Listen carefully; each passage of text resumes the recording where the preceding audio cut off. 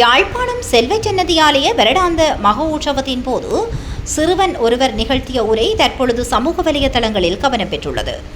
முருகன் முப்பாட்டனார் இறைவனா என்ற கேள்வியை மையமாக கொண்டு சிறுவன் தனது கருத்துக்களை வெளிப்படுத்தியுள்ளார். தமிழ் தேசியம், சைவ சமயம் மற்றும் முருக வழிபாடு தொடர்பாகவும் அவர் தனது பார்வையையும் பகிர்ந்து கொண்டுள்ளார். குறிப்பாக வலைதளங்களில் பரவி வரும் சில கருத்துக்களை விமர்சிக்கும் வகையில் அவரது உரை அமைந்துள்ளது. சிறுவனின் வயதை கடந்து அவரது பேச்சு திறனும் கருத்துக்கள் வெளிப்படுத்திய விதமும் பலரது கவனத்தை ஈர்த்துள்ள நிலையில் காணொளி சமூக வலைதளங்களில் வேகமாக பகிரப்பட்டு வருகிறது. இத்தனை சிறிய வயதில் சிறுவனின் இந்த பேருரை சைவ மக்களை மெய் சிலிர்க்க வைத்துள்ளது. இந்நிலையில் சிறுவன் உருவில் வந்து முருகன் முப்பாட்டனா இறைவனா சிறப்பான பேருரையை வழங்கியது அந்த முருகனா என சமூக வலைதளங்களில் முருக பக்தர்கள் பதிவிட்டு வருகின்றனர். இன்று ஒரு சில மாற்று மத மிஷனரி கும்பல்கள் முருகன் முப்பாட்டனடா, முறுக்கு உடம்படா, முருங்கை மர விவசாயம் கற்று தந்தாடா என்று புழுகி விடுவதை நம்பி முருகனை மனிதராக சீத்தரிக்க எண்ணும் ஒருவர் நீங்களாக இருந்தால் நீங்களும் முருக விரோதியே. சிறுவயதில் சக்திமான், சூப்பர்மேன், ஜீமான், கீமான் போல செபஸ்டியன் சைமானையும் கடந்து வருவது தமிழர்களின் வாழ்வியலுக்கு நல்வழி சமைக்கும். யாமறிந்த மொழிகளிலே தமிழ் மொழி போல் இனிதாவது எங்கும் காணோம் என்றார் புரட்சி பாவலர் பாரதி. அந்த தமிழ் மொழியையும் தமிழ் நிலத்தையும் காக்கும் இறையாக தமிழர்களின் நெஞ்சங்களில் என்றும் வீற்றிருப்பவர் எம்பெருமான் முருகன். இன்றைய சூழலில் சிலர் எமது தமிழ் பெற்றை ஒரு கருவியாக பயன்படுத்தி நமது நம்பிக்கையின் அடித்தளத்தையே தகர்க்க பார்க்கிறார்கள். முருகன் கடவுள் இல்லை, அவர் நிலத்தில் வாழ்ந்த ஒரு மனிதர், மன்னர். முருகன் நமது முப்பாட்டன்.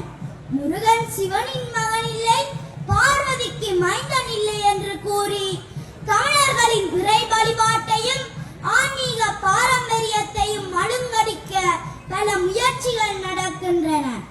ஒரு சிலர் முருகன் நமக்கு விவசாயம் கற்றுக் கொடுத்த முப்பாட்டன் என்றும், ஒரு சிலர் முருகனின் உடம்பு முறுக்குவாறு இருந்தது, அதனால் காணவரை முருக்கன் முருக்கன் என்று கூறி பின் முருகனானது என்கின்றார்கள். இன்னும் சில நாட்களில் இந்த விஷமிகள் முருகன் 3 கண் வைத்திருந்தவர், அதனால் தான் அவரை 3 கண் என்று கூப்பிட்டு பின் முருகனானது என்பார்கள்.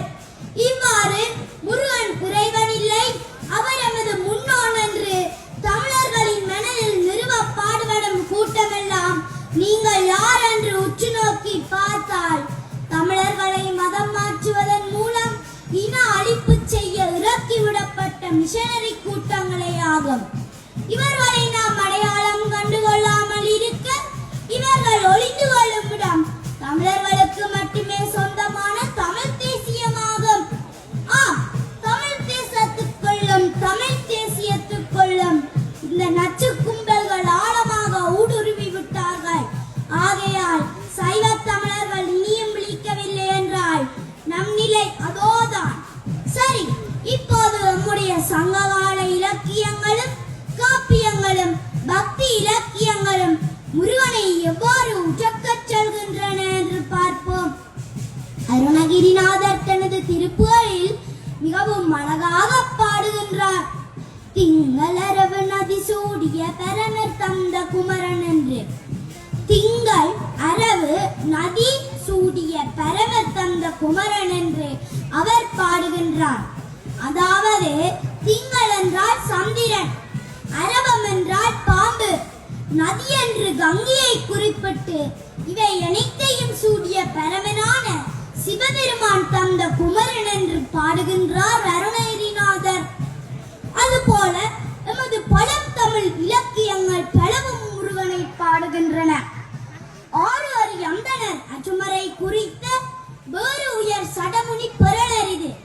உருவின் அழல்புரை குட்டத்து அழல் உரு குற்ற என்ற திருமுருகாற்றுப்படை பாடலில் சங்ககால புலவர் நக்கீரன் நெருப்பை போல சிவந்த தாமரைகள் மலர்ந்து விளங்கும் சரவண பொய்கையில் அம்சமாக அவதரித்து தோன்றியவர் முருகன் என்று பாடுகின்றார். மனித பிறவிக்கு அப்பாற்பட்ட இறையாற்றல் கொண்டவர் முருகன் என்பதற்கு இதுவே பெரும் சான்று. அதுபோல இளங்கோவடிகள் இயற்றிய சிலப்பதிகாரத்தின் வஞ்சிக்காண்டத்தில் இடம்பெறும் குன்றக்குறவை பகுதியில் ஒரு பாடல் வருகிறது. கடம்பு சூடி உடம்புடி ஏந்தி மடந்தை பொருட்டால் வருவது போர் அறுமுகம் இல்லை அணிமயில் இல்லை புறமகள் இல்லை சரி தோல் இல்லை கடம்பூன் தெய்வமாக நேரார் மடவர் மன்றவி சிறுகுடியோரே. இந்த பாடலின் பொருளானது கடம்ப மாலை சூடி, அதாவது முருகனுக்கு பிடித்த மாலை, அதனால் தான் கந்தா கடம்பா என்கின்றோம். சரி, பாடலுக்கு வருவோம்.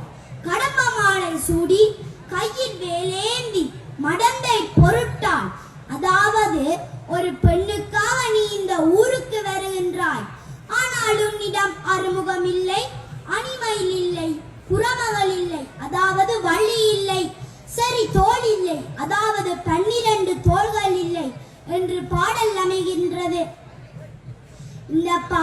இந்த பாடலின் பொருளானது, இங்கு அந்த காதலன் தனது காதலியை பார்க்க, அதாவது தலைவியை பார்க்க முருகன் வேடமிட்டு அவளின் ஊருக்கு சென்று வருகின்றான்.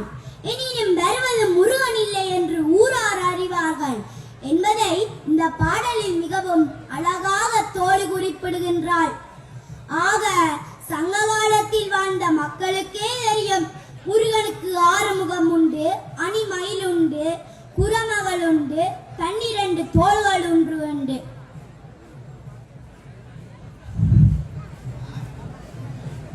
இதுபோல நமது சங்க இலக்கியங்களும் அன்னை தமிழும் சிவனின் புத்திரனார் என்று பாடப்படும் மம்பிரான் முருகப்பெருமானை இன்று ஒரு சில மாற்று மத மிஷனரி கும்பல்கள் முருகன் முப்பாட்டனடா, முறுக்கு உடம்படா, முருங்கை மர விவசாயம் கற்று தந்தாரடா என்று புழுகி விடுவதை நம்பி முருகனை மனிதராக சீர்கரிக்க வேண்டும் ஒருவர் நீங்களாக இருந்தால் நீங்களும் முருக விரோதியே.